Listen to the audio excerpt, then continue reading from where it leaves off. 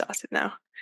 Hi everyone, and welcome to this masterclass on law firm applications. We're delighted to be running this session for you today.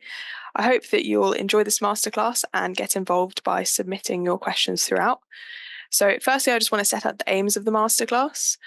Firstly, it's about understanding some of the different law firm application processes and what's expected of you at each stage. Additionally, about identifying the key skills you should be demonstrating in law firm applications and assessments, and overall giving you the ability to feel more confident in tackling vacation schemes and training contract applications. So we'll be coming back to these aims at the end of the masterclasses and asking you to vote on your key takeaways. But firstly, I'm just going to go over some housekeeping. So firstly, please use the question feature to ask any questions that you have, and I'll be posing them throughout the masterclass and at the end of the presentation. Please also use the chat tool to let us know if you have any audio or visual problems during the masterclass, and we will do our best to help you. Please also note that this masterclass is being recorded, and a recording of the session will be sent to all registrants after the session. Additionally, it will also be available on YouTube. Before we begin, just a reminder that if you're making applications, you'll definitely want to consider applying to our legal careers conferences, Law Careers Net Live, that are taking place in Manchester, London, virtually in November and December. Applications are closing on the 31st of October. Okay, I'm going to start off by just asking all the attendees to answer a couple of polls. Just starting off with getting an idea of who's joining us today. Great, so I can see that there's quite a mix, quite a few postgrads, but also some second and third years, non-law students, and a couple of first years as well. And then also I'm just going to move on to another poll just to find out a bit about what stage you are at in terms of making law firm applications. Okay, so I can see there's a bit of a mix. Some of you have submitted a few and some of you haven't quite started yet. But that's fine because that's what this is all about. Just going to ask you a bit about what your biggest concerns are about making applications.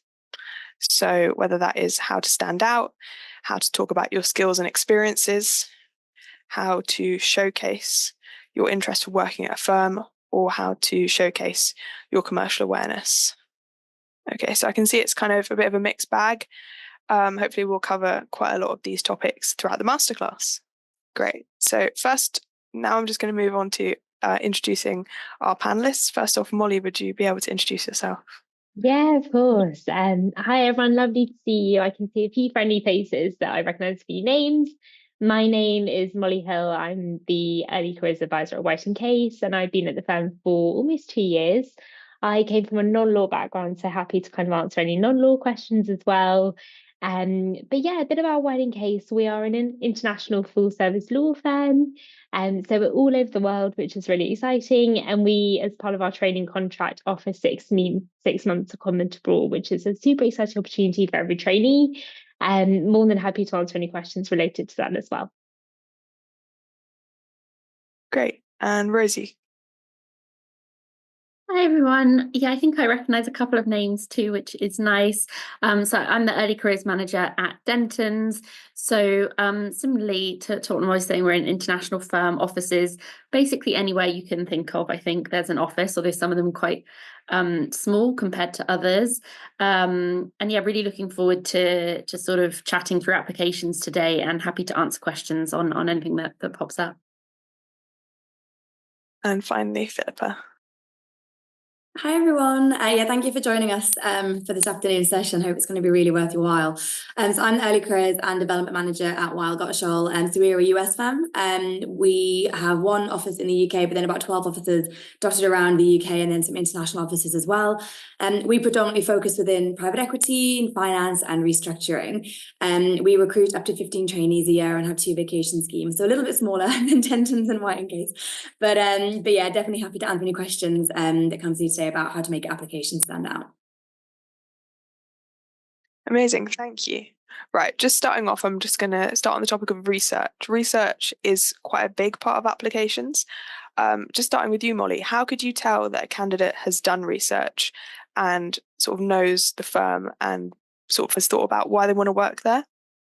Yeah, really good question. I think throughout your kind of research, you'll experience multiple firms that are fantastic, and everyone's gonna kind of have their insights to why they really enjoy their firm. And you'll hear trainees talk about what they enjoy about the firm as well. But within the application specifically, I think the start of it's all about building your connections. So, for example, going to law fairs, going to virtual events, it's a really great way to get to know the firm, kind of understand what the culture's like as well from the early careers team, a bit about the application process.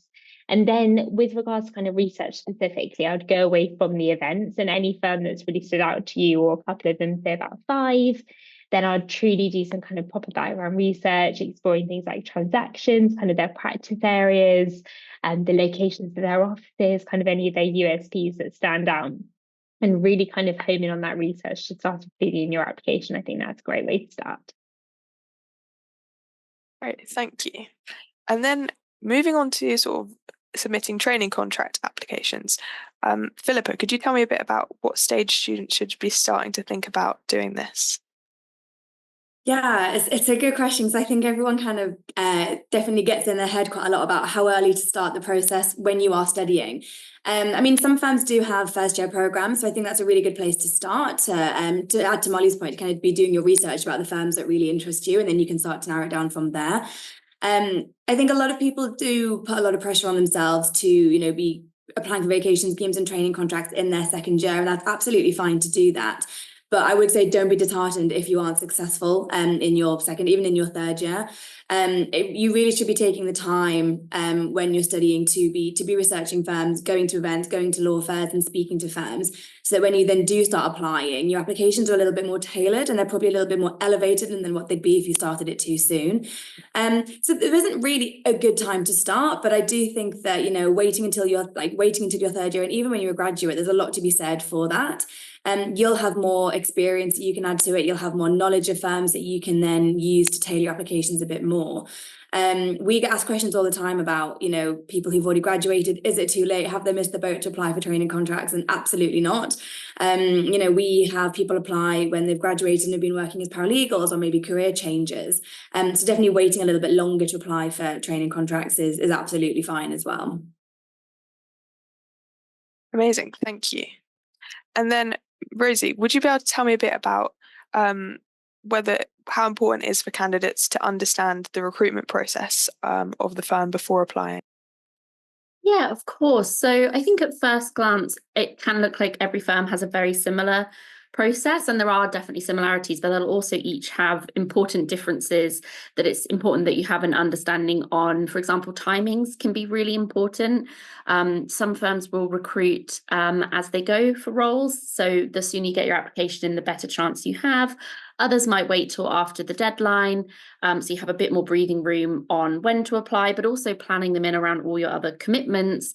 What stage do they have, how long will they take, all of those things. So that's the first place. And then I guess also just trying to understand what the firm is looking at in each of their stages. So again, you can prepare and think about how each stage will assess. And I guess preparation is probably key when it comes to understanding the recruitment process.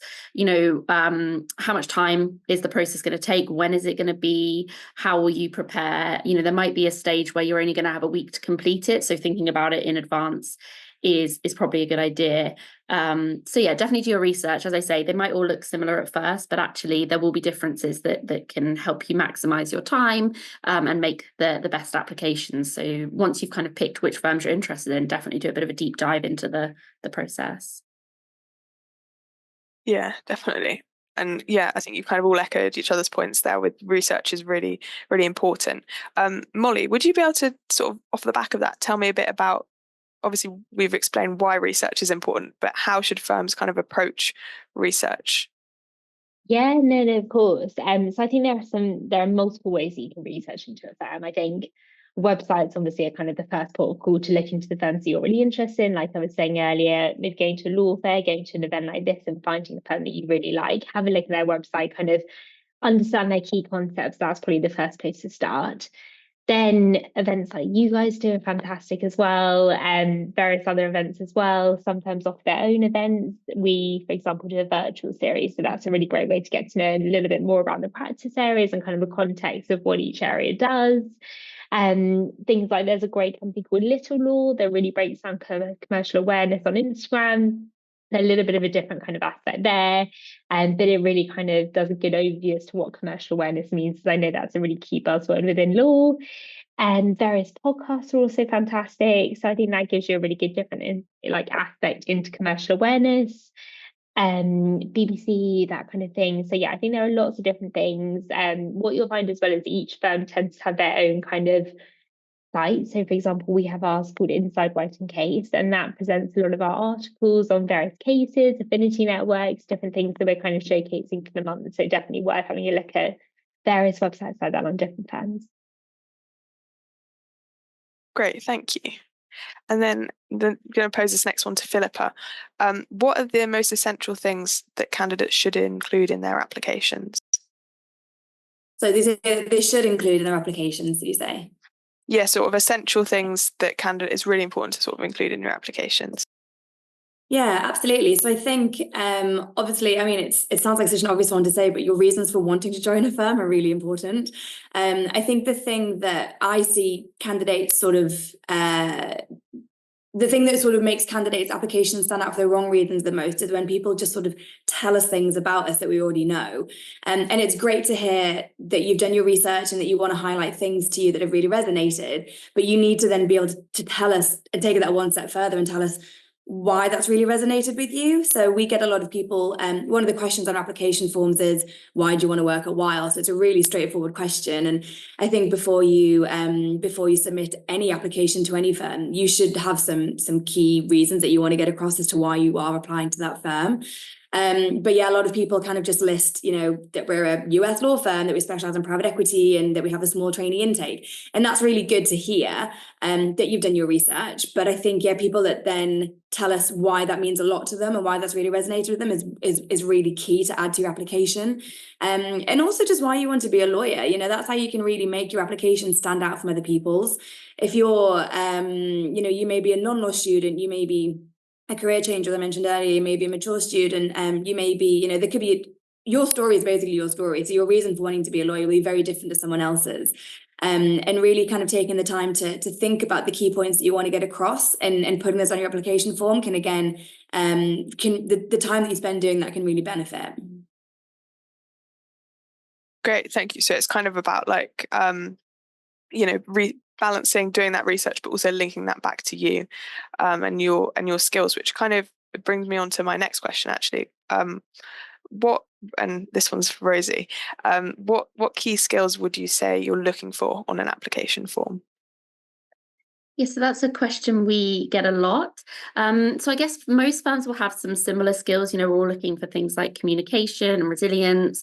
And then firms will have specific things that fit with their culture or their values. So a great way to figure out what they are if the firm doesn't sort of list them is to look at their marketing material, and that will reflect it back. So for Dentons specifically, a couple of things that are really important to us are sort of having a learning mindset. So always be willing to sort of learn and change, problem solving. We definitely don't expect our apprentices or trainees to know everything, but we want them to be able to be sort of agile and problem solve and learn as they go. So there are a couple of the things that are really important to us.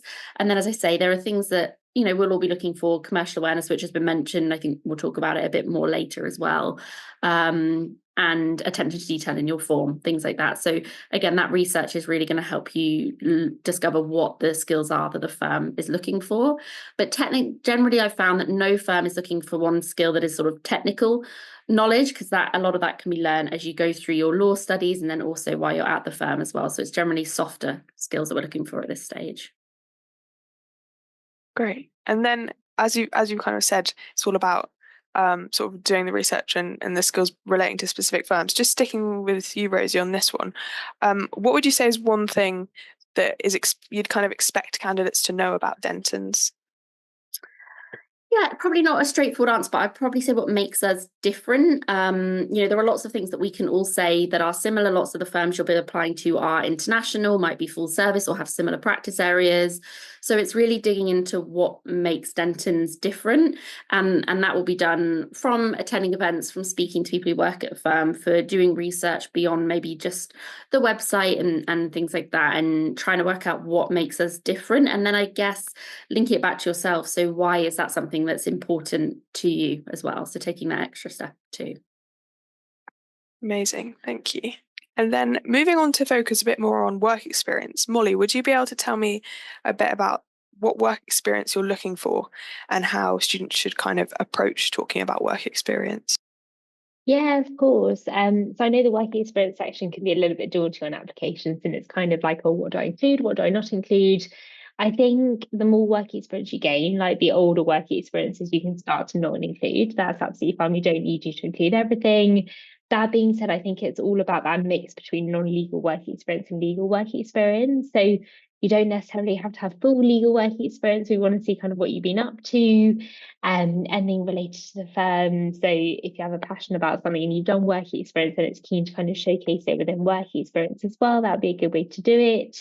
And also worth noting that if you want to enhance on your legal work experience, Forage does now count towards work experience. So for any of you that don't know, that's a virtual application where you can conduct kind of a task of what a trainee would be, and it actually is I believe it's about a day for each one, and you can conduct different kind of seminars into the life of a trainee, and that would count towards your work experience.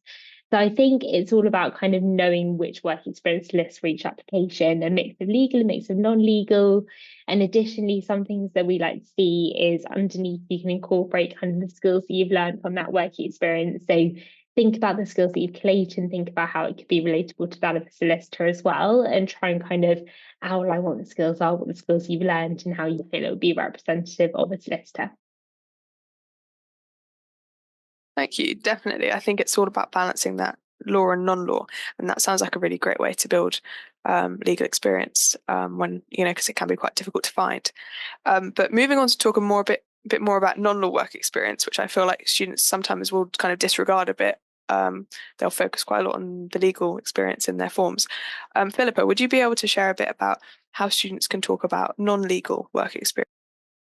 Yeah, definitely. A lot of people do. I think they are quite concerned if they don't have any legal experience that they're not going to be, we're going to overlook their application. But I guarantee that every firm does a spend their screening for vacation schemes. We know that your vacation scheme is you trying to get work experience.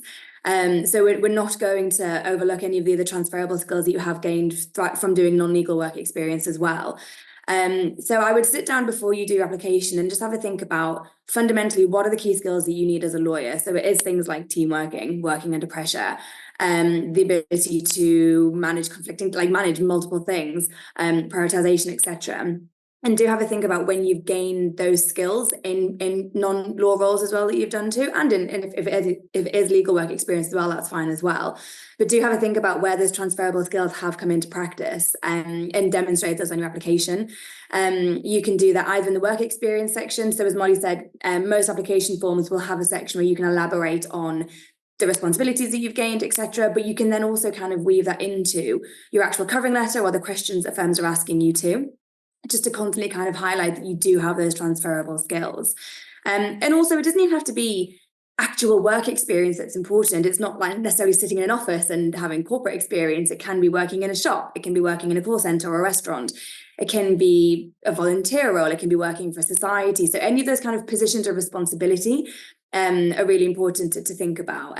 So don't kind of worry too much that the legal side is important, because it's definitely more those transferable skills that we are looking for. Yeah, definitely. And yeah, I'm just going to move on to different types of application questions. But before I do, Molly, would you be able to just repeat the name of the virtual work experience platform? I think someone in the comments questions has. Yeah, of course. It's called Forage, so Forage. Amazing, thank you. Cool. And then just sticking with you to talk about types of questions, what is one common mistake that you see on application form? Yeah, good question. And I think for us, a big mistake we see is spelling mistakes. And I know it sounds really obvious, but that attention to detail is so important. And I sound like a teacher saying this, but I can spot a spelling mistake within a mile away. So it's really important to have another pair of eyes looking over your application before you've submitted it, and really have that good formatting as well within your cover letter, for example. So we don't want to necessarily see a big chunk of text. I really split it out, really kind of summarize your opportunities about what you've been up to and what you're looking for. So I'd say kind of grammatically speaking, that's probably the main thing.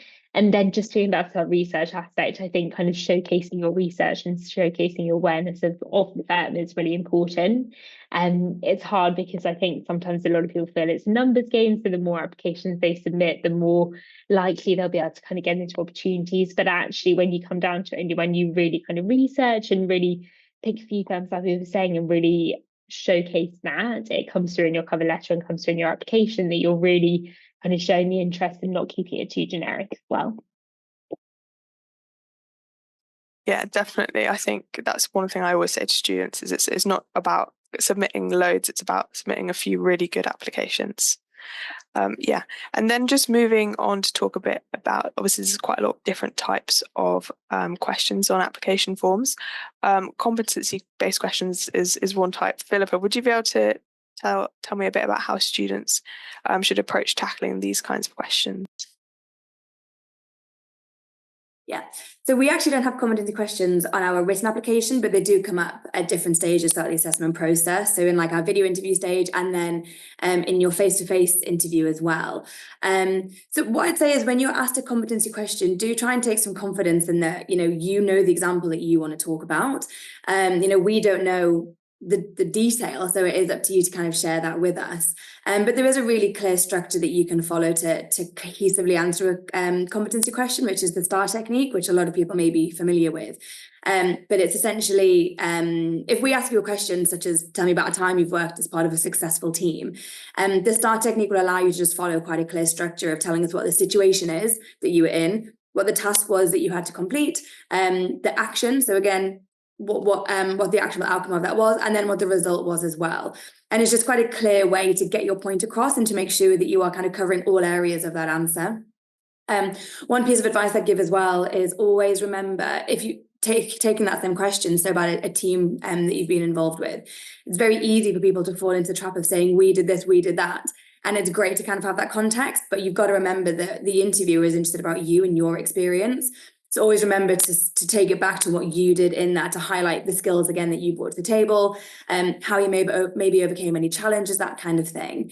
The point of the competency questions is to really sort of see how you work and how you adapt to situations, and again what your strengths are and things like that. So make sure that you're trying to highlight those throughout actually answering the question. Great, thank you. And then Rosie, I think we touched on this a bit earlier, talking about commercial awareness, but how should students tackle a commercial awareness based question? Yeah, good question. So I think commercial awareness can seem like quite a scary term, and it is quite broad, isn't it? So I understand why we often have lots of questions. And I think some of our trainees, or one of our trainees, is joining the Law Careers Commercial Awareness session later in the month. So that is a good one to join as well if you're interested. But in terms of application questions, read the question carefully. Sometimes when you've sort of done some prep, you might give an answer, an example regarding commercial awareness that isn't directly related to the question. So firstly, just make sure you're really reading any questions carefully, and usually it will be around maybe picking a topic and talking about it, relating it back to the firm, that sort of thing. So I guess a couple of pieces of advice are, try not to just pick a hot topic that you've quickly read in the news, but pick something you're sort of genuinely interested in and that maybe you've been following and have formed an opinion on. That's really important, and also can help you stand out if you're not putting something that everybody else has quickly Googled and popped into their application form. So try and use multiple sources when you're researching a commercial awareness topic. Try and build your own opinion. And then a lot of the time as well, try and pick a topic that is related back to the firm you're applying to. So, for a commercial law firm, if you're talking about commercial awareness in the legal sense, maybe rather than talking about something that involves, barristers and that sort of thing, try and pick something very much linked to commercial law, maybe the practice areas the firms have, just to further show your research and your ability to sort of link it back to the firm. That's a really good idea. And generally there aren't any tick boxes or things that we're looking for in terms of what you're answering in commercial awareness. We are just looking for that genuine interest, genuine ability to sort of analyze information you've been given, and as I said, applying it back to the firm as well. Thank you. And yeah, definitely applying it to the firm and applying it to, whatever practice areas you might be interested in as well. Yeah, great. And then Molly, I think this is a question that's been asked. It was on my list, but also the audience have asked. It's about grades, kind of how much do you look at grades during the recruitment process? And during the recruitment process, do you also have any kind of contextual recruitment systems that you use? Yeah, really good question. So grades are part of an application. Ultimately, wherever you're applying, people are going to look at your grades. For us personally, we take the whole application into consideration. So we review it all as a whole. It's reviewed by 3 people in our team. So there's no AI technology used at this stage, which I always think is quite nice to know as well. But yes, we do review grades, but we consider mitigating reasons as well. We use the rare contextual recruitment cycle as well. So that's definitely incorporated in our applications. So everything's taken into consideration and kind of reviewed as a whole aspect. Great, thank you so much. Great, and now I'm going to move on to speak a bit more about vacation schemes and assessment centres. Just before we kind of get into this question, we've got one question from the audience, which was, do you guys exclusively recruit from vacation schemes? I think, Philippa, you said that you don't recruit from vacation schemes, if I'm right. But yeah, we have changed it this year. We are going to do it on a year-by-year basis. We just found that we were finding people. We were recruiting about 98% of our people via the vacation scheme route, so it didn't seem fair almost to have this training contract window open, knowing that we weren't going to be recruiting people from it. So at the moment, we are just recruiting exclusively from the vacation scheme. But as I said, we will review that every year. So do keep an eye on our website every June, July time to see if our training contract go live. And then Rosie, what about Dentons? We recruit from the vacation scheme and the training contract direct. We would hire the majority from the vacation scheme. We always do have a few direct training contract application spaces open as well. So they are open every year. But yeah. Thank you. And then Molly? Yeah, so similarly to Rosie, we have the vacation scheme route and also the direct TC. We do 3 vacation schemes a year, and about 80% of our trainees come from the vacation scheme route. But that's not to say that the direct TC is not a good route as well. It's a great route. Amazing. Thank you.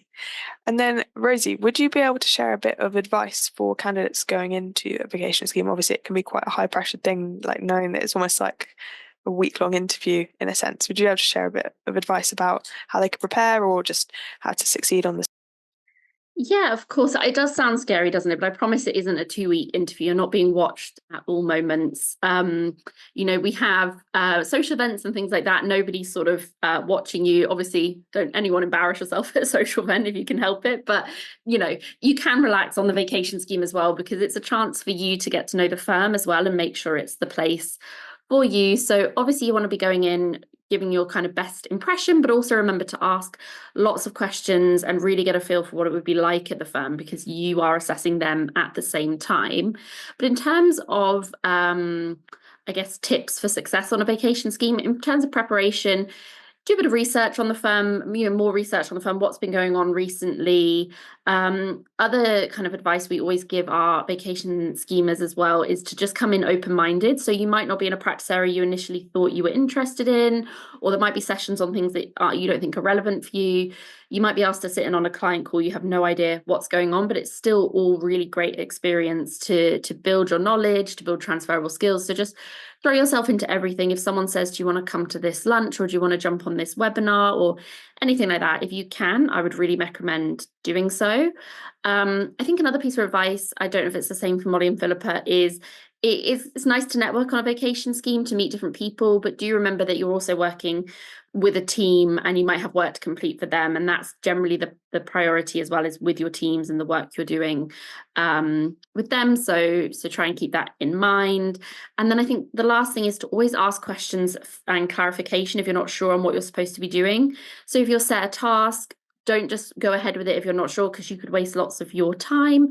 Nobody expects you to know everything, and they might not have given you all the information that you need. So go back, ask questions, clarify. It's a chance for you, as I said, to learn, and then you're using your time really efficiently as well. So try not to be too scared. I know that's easier said than done, but normally our vacation scheme attendees manage to sort of really relax in, and even though they're only there for 2 weeks, sort of become a real part of the team, and show their real personality as well. There's no one type of person we're looking for, so it's a great opportunity for you to really show yourself in lots of different settings and what you'd be like to work with as well. Great, thank you, Rosie. Yeah, I think this is quite a good question. So I might just turn this to Philippa and Molly as well. Molly, would you be able to tell me a bit about any advice you have for people coming into a vacation scheme at White & Case? Yeah, good question. I think it goes back to research as well. I think you might be aware of the team you're going into. So if you are doing a little bit of research into that team, kind of try and get as much information as you can about it, and maybe how the structure is, partner, associate, trainee, that sort of information. Go in open-minded, like Rosie was saying. I think go in with the questions. There's no silly question. Like, we've all been there where we've all asked questions. So please ask those questions. It's so important for you to get a real insight into the firm. And silly little things as well, like I think getting to the vacation scheme like on time, arriving promptly, that kind of thing is really important. Anyone that arrives late is, it's hard to kind of regroup them in when the session's already started, that kind of thing. So time management is extremely important. And kind of assess the situation, assess what other people are wearing, for example. I know it sounds ridiculous, but remember you are in a professional environment as well. So try and get a bit smarter dressed than wearing jeans, that kind of thing. Yeah, and I think, like I said, commercial awareness comes into it as well. So just kind of understanding the background, understanding what's currently going on in the world, that kind of thing, because some associates and partners may want to talk about it with you. And Philippa, I don't know if you want to add anything to that one. Yeah, I just echo everything that you've both said. I think, I can't really add any more to that other than just enjoy it. I think a lot of people do go into it being very nervous, which is totally understandable, because it is daunting, and for some people it's their first time in an office. But remember that obviously when we're assessing you to even get a place in the vacation scheme, we're not expecting you to be that final product. We are assessing for that potential. So the more that we see out of you across that 2-week program, the better it's going to be for you in terms of the outcome. You're allowed to get things wrong. You're allowed to ask silly questions. That's what the vacation scheme is there for. As I said, we are really assessing for that potential kind of along the way. And do remember that as much as we're assessing you, you are definitely checking if we're the kind of firm that you can actually see yourself working at as well. And if culturally we're the right kind of firm for you, practice area group wise, you can see yourself doing this work. So do take it seriously, going on to following up on what Rosie said, do some research into who you want to speak to get your questions answered when you're there. But do remember to kind of continue putting in the effort with all the other, the day-to-day work that you're doing, the assessments that you have to do, etc. Just try and enjoy it, because that 2 weeks does fly by really, really quickly. Yeah, that's a really good point in terms of sort of thinking about you're assessing the firm as well as them assessing you. Some candidates might have a couple of different vacation schemes, or even when you're on the vacation scheme, you might get involved in a few different practice areas, and it's quite nice to be able to go into interviews and then be able to say, oh, I really enjoyed working in like this banking section, and therefore I'd really love to kind of pursue that as a seat in a training contract. So yeah, definitely kind of thinking about and assessing what you're enjoying as the vacation scheme goes on. Great. So moving on sort of to the final stage, I guess, of the application recruitment process, to speak about interviews. Philippa, if I could pose this one to you. Do you have any tips for interviews, be that kind of in person or video interviews? I'd just say prepare for it. I think obviously there's only so much that you're going to expect in terms of the questions that you're going to be asked, but you know that you're going to be asked, why do you want to work at this firm? Why are you pursuing, being a commercial lawyer? And then questions will just flow from there. So just make sure that you come into it prepared with some really straightforward answers to those questions. And again, like going back to the part on competency questions, obviously you're not going to know exactly the ones that we are going to ask, but you can be confident knowing that we are going to ask quite generic ones like working under pressure, working with a team, conflicting deadlines, that kind of thing. So there are some things that you can do beforehand to prepare. I do think I heard one of the council say this recently, actually, to one of our interviewees, that when he knew he was coming to interview at Weil a few years ago, he just set up a Google alert for us, so that he was just finding out anything where we were mentioned in the legal press, so any big transactions that we were working on, that kind of thing, just so that you're kind of just becoming more familiar with, again, the kind of work that we do, who our clients are, etc. And it means as well that you're not really missing out on anything big that you should know. So yeah, I think just preparation is really key when going into it, and make sure that you come prepared with questions as well. I've seen it happen so many times. I've had so much feedback again from partners when candidates tend to ask like really intense, really intellectual questions, and that's not what they want to answer.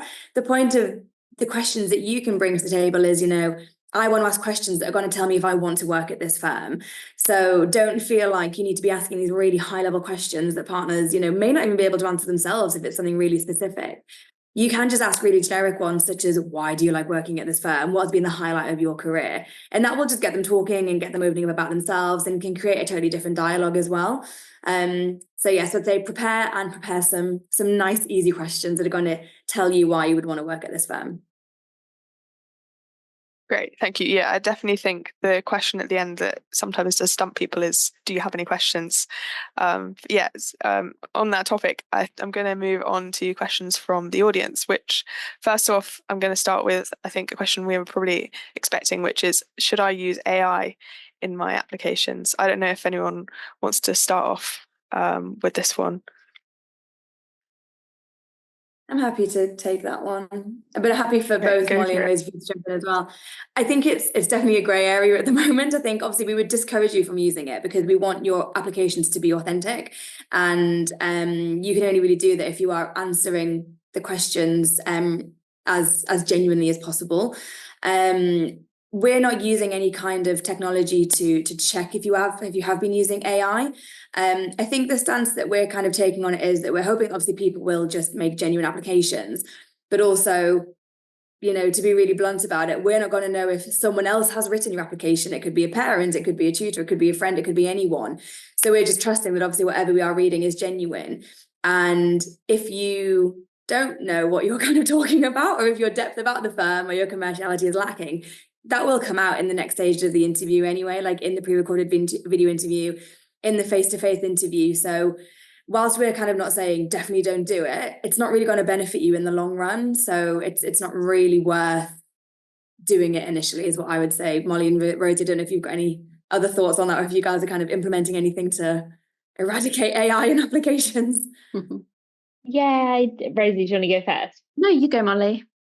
No, I definitely agree with what you're saying, Philippa. And I think it's using your judgment, right? I think AI is fantastic in some senses, and I think it can really support people in certain areas. But there is nothing worse than an application that says, here is what I've drafted for you. And when someone's copy and pasted it in, you can just tell it in a second. And so I would definitely kind of refrain from using it in that aspect. Whether you use it kind of in the background and then kind of amend it going forward to tweak it to your application, then that's a different story. But just try and kind of be a bit savvy about using it. Yeah, I think I was just going to say exactly the same. I think we recognize that it can be a super useful tool, for research and things like that. But at the end of the day, we want to hear from you and what makes you unique, and that won't come across in an answer. So you use it in the background, use it in your kind of initial stages of research and prep, or maybe refinement. But make sure you're, actually, if you're looking at research, then actually read it, digest it, analyze it, make your application unique to you. And as Philippa said, anything in your application might come up later down the line. So you want to be confident you can talk about it all in more detail as well. So yeah, it can be a helpful tool, but be careful how you use it. And we have had some applications that literally say I'm applying to, and then in brackets, firm name, and then carrying on. So definitely spell check and proof anything that you're using when you're using AI as well. Yeah, definitely. And I think it's worth noting that obviously all firms are going to have a different stance about using AI. So definitely sort of check that out when you're like doing your applications. But whatever firm you're applying to, sort of authenticity will ring true. You want to show, you don't want to send in an application that's really generic, and if you use AI, it's not going to be personal to you. So whilst it could be a good research tool, it's definitely worth considering. Great. So yeah, moving on to I've had a couple of questions in about sort of people who are career changers or people who are currently working in a paralegal role. Obviously, with that, it's a slightly different process from the sort of graduate application process. Rosie, would you be able to, or anyone actually, sorry, I don't know why I singled someone out straight away, but would anyone be able to sort of share a bit of advice for a career changer looking to make applications? Yeah, of course. I think the general career advice is the same, the application advice in terms of, all the things we've covered, but make the most of that extra experience you've had. Any role that you've had, legal related or not, will come with so many transferable skills and experiences. So lean on those in your application, definitely, and think about all the transferable skills and how they could apply to the firm you're applying to. So I would just say, make the most of it. Don't be nervous. I get people who are worried about applying. People say to me, I'm too old to apply, and then they're 27 or something, which I find offensive that's old to them. So yeah, don't let it put you off. It actually makes you a really valuable candidate coming in with sort of a unique mindset. I'm not sure if anyone else has anything to add on that. Molly, do you want to go first? Yeah, no, just echoing exactly what you said. And I think that the direct TC is a great route to kind of enhance on your experience and apply through the program that way as well. I think as well, there's a lot to be said for that additional life experience that you have. When you're at university, there's a lot of pressure on you that, especially if you're a law student, that you are then going to go and be a lawyer. Whereas if you've gone and done another job and then made that decision a bit later on in your career, you tend to go into it with a bit more, what's the word? You're a bit more confident in that that's what you want to do. It's a really big step to make that decision to either go back to university and study, or to study part-time, or whatever it may be, however you're going to go about doing that career change. It's really brave. And I think you're probably a bit more invested in it as well sometimes, because you take that decision a bit more seriously, that you are going to change what you've done maybe for the past 5, 6, 7 years to then go into something brand new. And it is a big commitment as well. So I take some confidence in that, because as recruiters, we definitely see that. And likewise, I know that the people that get involved in our assessments do as well. So don't feel like it's going to be detrimental, because it definitely won't be. And that life experience can really count for a lot. Great, thank you. And then, another question for you, Molly, which is about White and Case. Someone's asked if they're able to apply to opportunities in more than one office. Yeah, so for us, we have multiple different opportunities. For example, we just launched our GCC English Law Trainee Programme, which is available in the Middle East. So definitely worth having a look at the website, definitely kind of pinpoint what you're looking for and what you're wanting to apply for.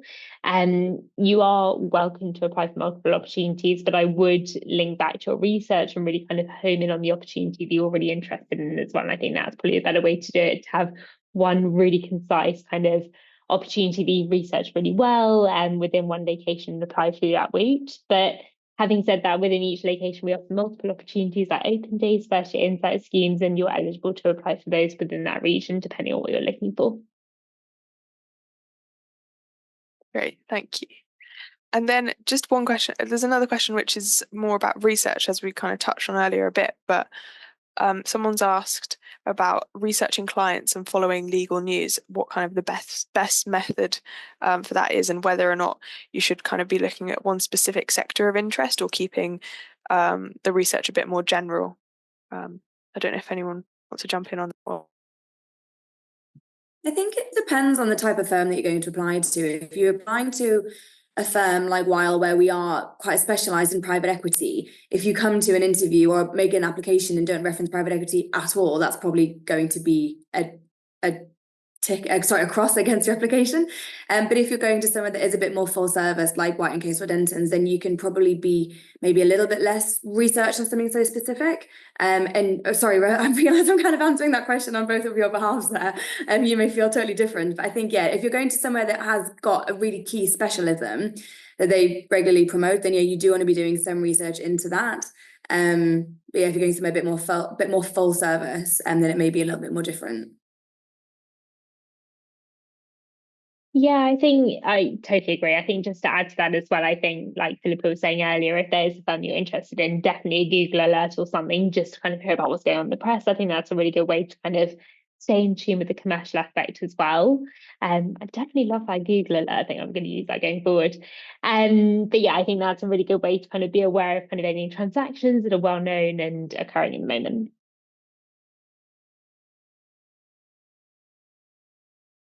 Great, thank you. And then we've got a question about coming in from a non-law background. Someone's wondering about doing the PGDL. Would that be something that, I'm assuming that all of your firms would be sponsoring that, but someone's asked, is it a benefit to have done the PGDL or a conversion course before applying, or is it a drawback?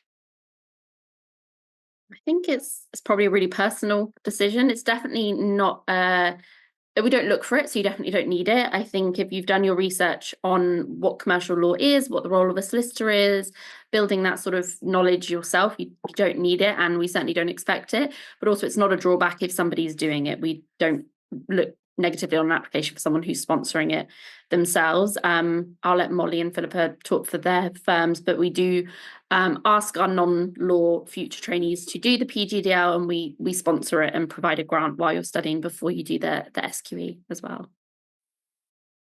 Yeah, no, we're exactly the same. We fully kind of sponsor that as well. So there is an opportunity to, well, as a non-law student, you would be required to do the PGDL. But like Rosie was saying, I don't think we can necessarily advise on if you should be doing it beforehand. It's completely your decision, but just know that firms will kind of sponsor you and look after you with that as well.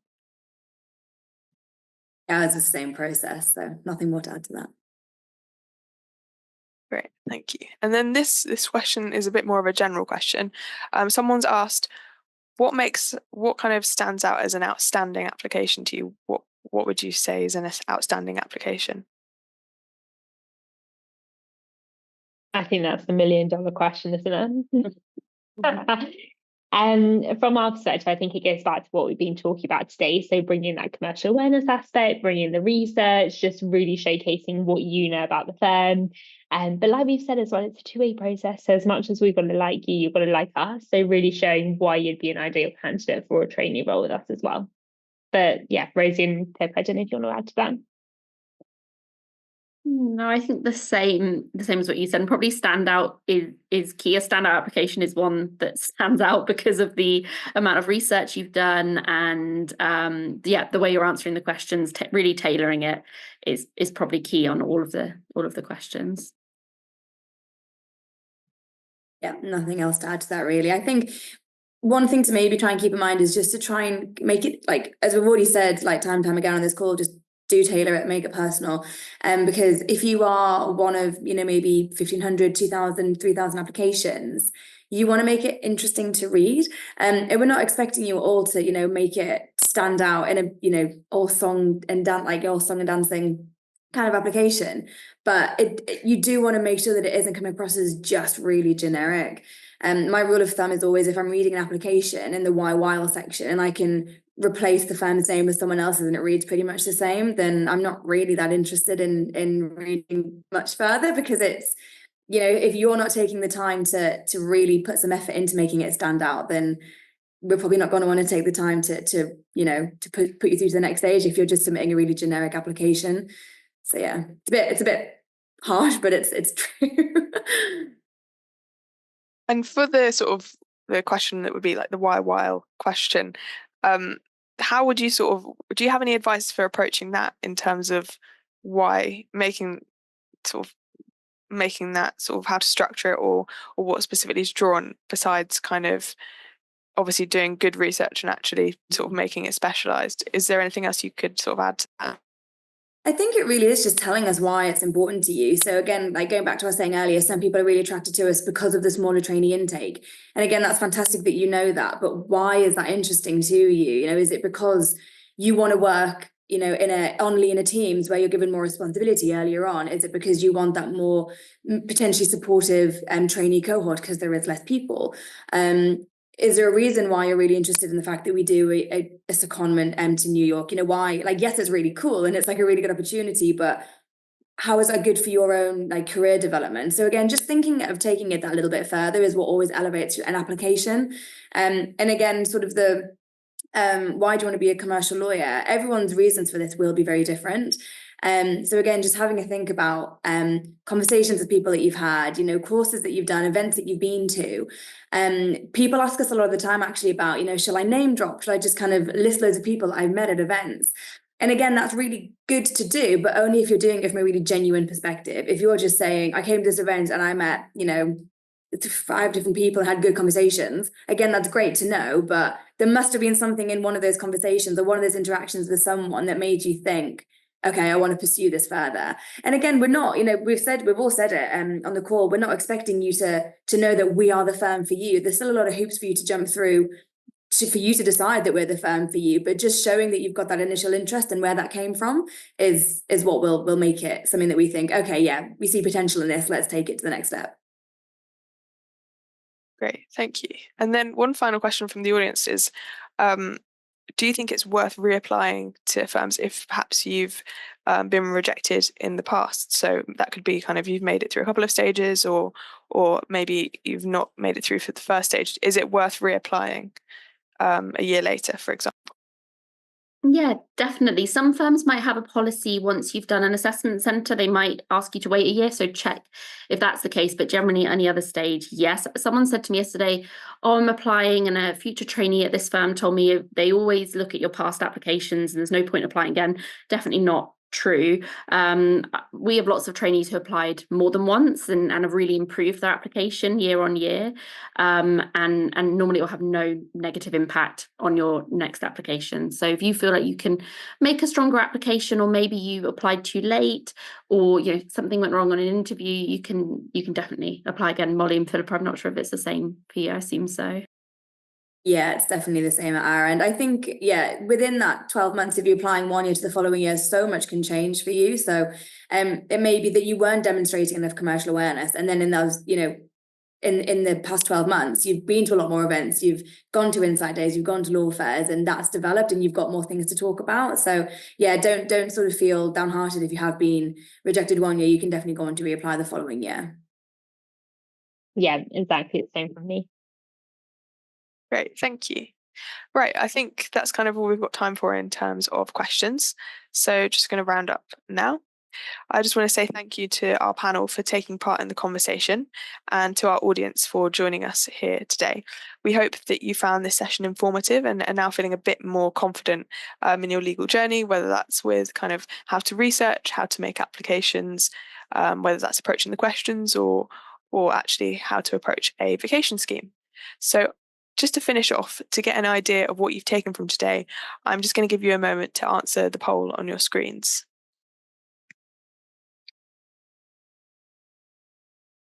And this is just in relation to your key takeaway. So that's whether sort of what the main thing you learn, which is whether it's getting a better understanding of what's expected at each stage, getting more knowledge of the skills recruiters are looking for, getting a bit more confidence approaching interviews, or something else. Great, so it looks like it's been a bit of a mixed bag, but lots of people feel like they've got a better understanding of what's expected and have got a bit more knowledge about key skills, which is great. So just before you go, just another reminder to attendees that we will be sending out a link containing the recorded session, so please keep an eye out for that.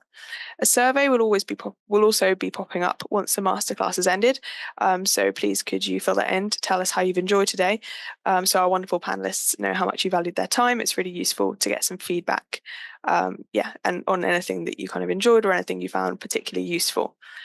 Also a reminder that we're running a masterclass next week on mergers and acquisitions. And as I think Rosie mentioned last week, one on commercial awareness at the end of the month. So if you're looking to find out a bit more about how to develop your commercial awareness or how to kind of showcase that in applications, I definitely recommend coming along to that, which is taking place on the 31st of October, which is also when our applications for Law CareersNet Live are closing. So I really would also recommend using all of the things you've learned today to put in a great application for Law CareersNet Live. We always kind of say that Law CareersNet Live applications mirror that of a vacation scheme application. So it's, for one, a great way to meet and network with firms, but also a great way to practice building those applications. And if you come to that event, you'll have the opportunity to network with a lot of top law firms, including our sponsor here today, Weil, who will be at the London event.